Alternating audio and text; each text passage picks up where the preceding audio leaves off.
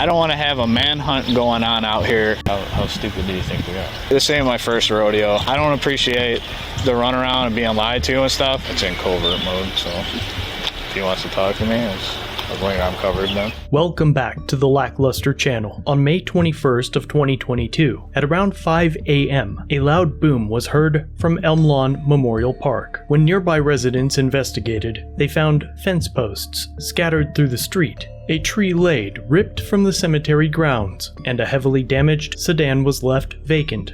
About 10 minutes later, officers found Christopher Bridget walking nearby. The officers found it odd for a man to be walking around at 5 a.m. and stopped to speak with him. The bodycam footage for the first hour of the investigation isn't currently available, but eventually, a lieutenant arrives on scene to question Bridget after finding that the man is an officer for the Buffalo Police Department. Okay. Where are you coming from? I was asleep in the car, so I don't really even know, honestly. Well, where was the last time you were at one before you? A few hours ago, honestly, I don't remember. I wasn't even driving, I was just knocked out. So. Okay, but where were you coming from before? I passed out before we even left, so I don't really even know, honestly. Who were you with tonight? A couple friends and whatnot. Co-workers or? No co-workers, just friends. How long you been an officer? About 6 years. 6 years? Yeah. Who's your lieutenant? I had a couple of lieutenants. What's that? I have a few lieutenants. What district are you working in? I'm like 8 now. A? Yeah. Okay. Yeah. Who's your main supervisor you talk to? Lieutenant Danner. Denner? Danner? Yes. Okay. You said there's a couple other lieutenants over there? I know a few people, yeah. Okay. Do you understand why we're talking to you this way 100%. out here? 100%. Yeah. Like, this day and age, that's one thing, you get pulled over or something like that. There's an accident here. I don't know, you saying there's someone else driving the car. Mm-hmm. Now, I'm concerned because you have some injuries that somebody else is out there injured and I don't know where they're at. Oh, I completely understand, but like nobody's injured other than me. Yeah. Already, Officer Bridget isn't making much sense. He claims he doesn't know where he was prior to the accident, that he fell asleep prior to leaving the unknown place, and that his cousin was driving the vehicle. If that is true, the investigating officer now needs to find the person who was driving to ensure they're okay, and to hold them responsible for the damage to the cemetery. So who was it that was driving the car then? This is my cousin. Your cousin? Yeah. Where's he at right now? I haven't talked to him, but I don't know right now. Okay. I don't want to have a manhunt going on out here trying to look for somebody that's injured. No. You know what I'm saying? Yeah, you got to put yourself in somebody else's shoes now. 100% understand. So you're 100% that somebody else was in that car with you and it wasn't just you? 1,000,000%. Million. Where do you live at? So I don't even know what you'd be doing out up this way, because this is way. I was just literally asleep in the car, honestly. Where does your cousin live? My cousin lives in like. You got to see where your stuff's not making a lot of sense to me. No, right I understand. I understand. But and he lives in, you being in the same position that we're in, mm-hmm. You got to understand when we're having a conversation. I mean, the last thing you can be doing is not telling the truth, because you will never do your job ever again. I promise you, you will go in front of a jury or whatever, okay. Going on trial with some other case you had, mm-hmm. and the defense attorney will tear you apart, and you'll never be able to testify in court again. I understand that.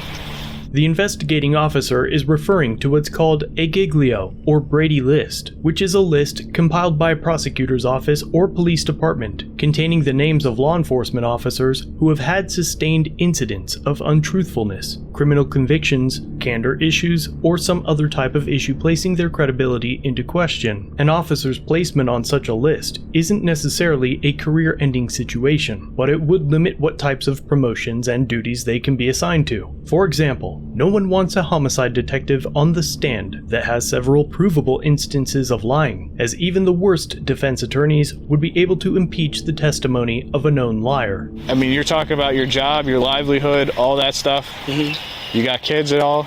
Yeah. Okay. So you understand why you telling us the wrong thing here? It's not going to be. I'm a straight up person. That's just wrong. Hands down. Hands down. Hands down. I got a ride right here. I'm fine. Honestly.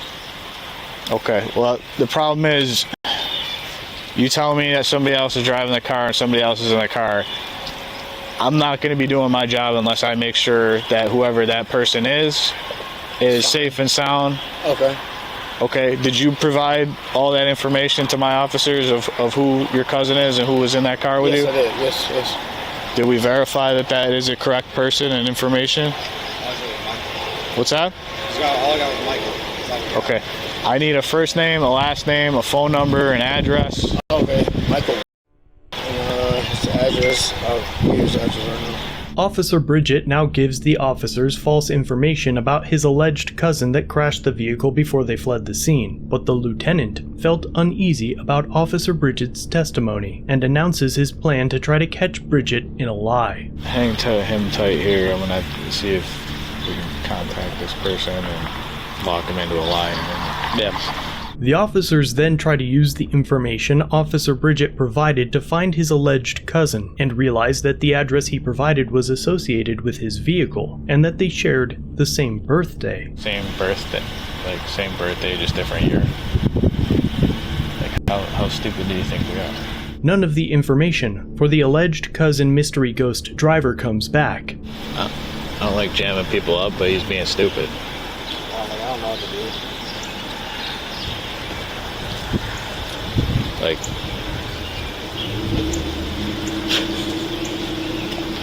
if you don't want to say nothing, don't say nothing at all. Don't lie to me. You know? Saying he was sleeping in the car. When I came up on him, hey, what are you doing? I was walking around. Where are you from? He was walking. He was like, you on? I said, yeah.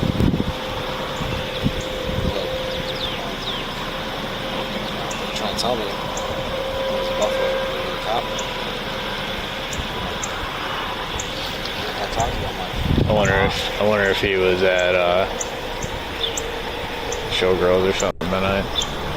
The officers start to wonder if Bridget was at NY Showgirls, a strip club in the area that stays open till 4 a.m. and serves alcohol. Finally, the lieutenant on scene is fed up with the lies and confronts Bridget. Chris, I don't appreciate, like, this ain't my first rodeo.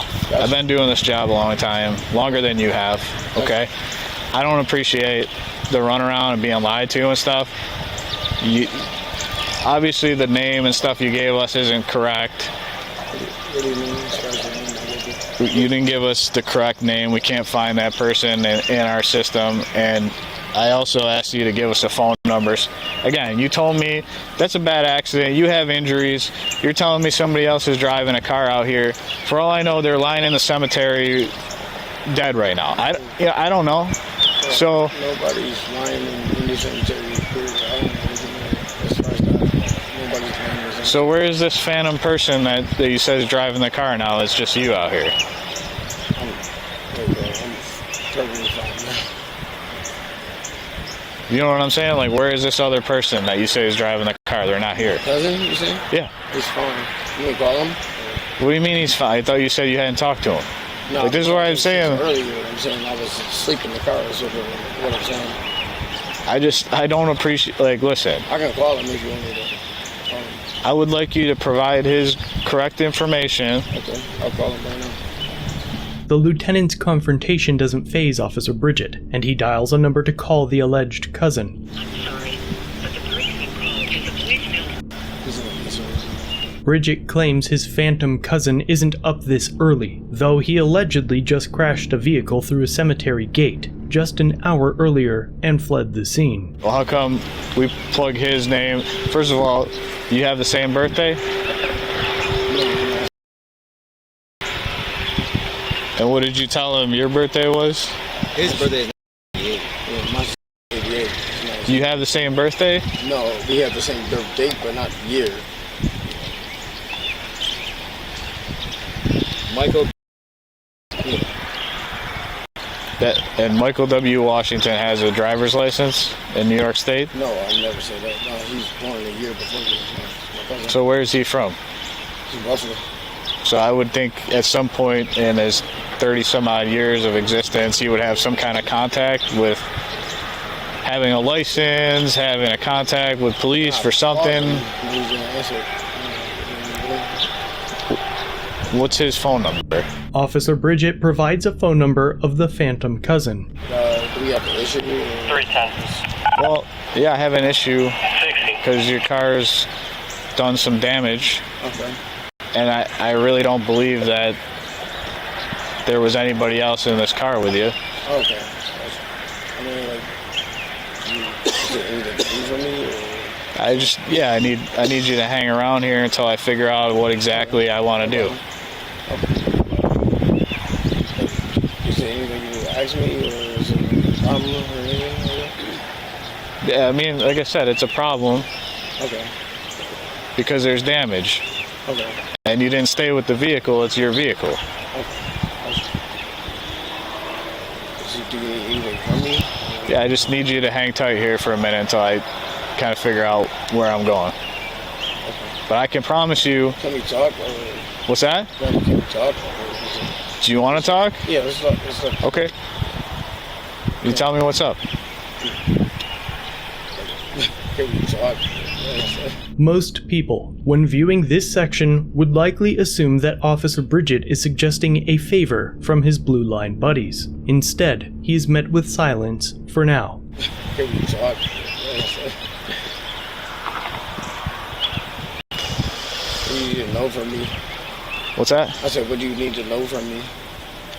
I just need to know who was in this car, and I need to account for everybody and kind of figure, because there's damage being done to property, and someone's responsible for it. Gotcha. Man, honestly, if you want to just like plug in my insurance, that's fine with me. You know, do that. I'm fine with that. It's no problem.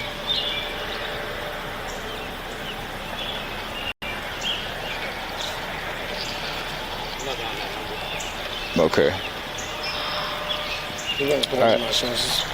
Hang tight here, right? 5-2 ready to put The officers then discuss passing the incident onto Officer Bridget's department, instead of doing their jobs and continuing the DUI, fleeing the scene, and obstruction investigation. Pass everything along to their department, our department, however anyone sees fit. I feel like we did your job tonight, right? You investigated it, we got pictures, we got everything. If we would have investigated no different Yeah. than anything. We can't hook the guy. I mean, there's That's... whether or not you want. I mean, what more can you do? He's not biting. Just say he appears to have passed Say he along. wants to talk to you one-on-one.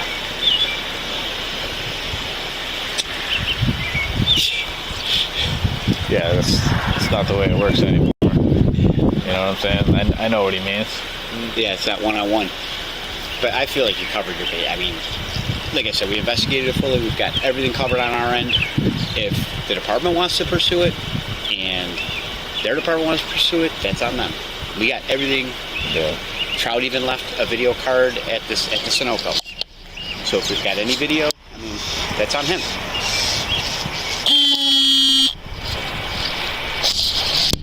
The lieutenant puts his body cam in covert mode, where the camera will continue to record without giving an external indicator that it is recording. It's in covert mode, so if he wants to talk to me, I'll bring I'm covered then.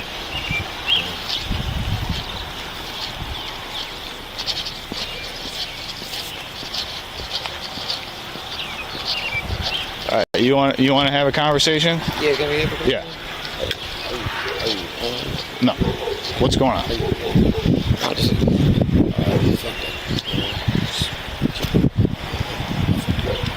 Okay. That's all I'm asking for. I just did. Yeah. So what's going to happen right now is obviously we got to tow your car. Obviously there's going to be an accident report here. Okay. There's nobody else I have to worry about in this car? No, hell no. I never. Okay. Definitely 100%. All right. We'll obviously be in touch because, like I said, you can't. It's your car. You got to be responsible for your car. Don't make us go out, scour in the neighborhood looking for people. Do you know what I'm saying? Yeah. Does that make sense? 100%, man. There was nobody else involved in this. Nobody. Honestly. Where are you going? I'm riding with them right back to my house and just literally going back to sleep, bro.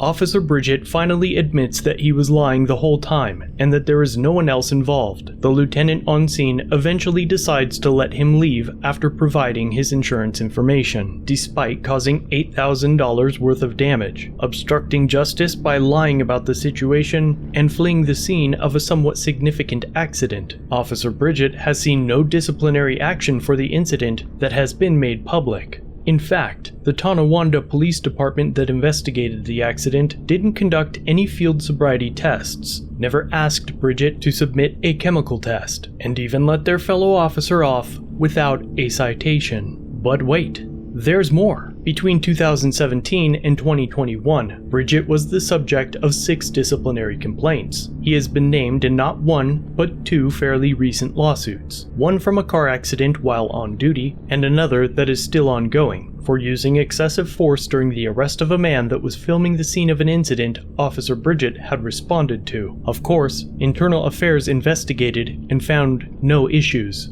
Aside from those 2 lawsuits, Officer Bridget was shot outside of a nightclub while off duty in July of 2018. There's no real information available online that I've found as to why, but I did find that the shooting happened just a few weeks after his ex-wife was fired from her role as an officer at the same department, and during that same period of time, his brother-in-law was also shot but succumbed to his injuries. None of these incidents seem related, but it sure does look like the past 5 or so years have been very terrible for Officer Bridget. Overall, I find it interesting to say the least, who the state decides to hire and retain as employees. As with this footage, it is likely that Officer Bridget's sworn testimony is completely worthless. I'd be surprised if this alone didn't cause his name to be placed on a Brady list. I'm sure there will be more to come from this incident, and you know when I find more, I will be sure to let you know. Thanks for watching. If you have a video, use the submit link in the description or pinned comment. If you enjoyed this one, subscribe and hit the bell for future content, and check out our other channels, Lady LackLuster and The Odd Side. Remember to like, share, and leave a comment about what you think of this interaction. It's the easiest way for you to help expose corruption and misconduct. Merchandise is available using the links below. Join the LackLuster family for just $1 if you'd like to further support the channel. Get a Lack logo next to your name, custom emotes, and early access to videos. I look forward to seeing you in the next one. All links are down below.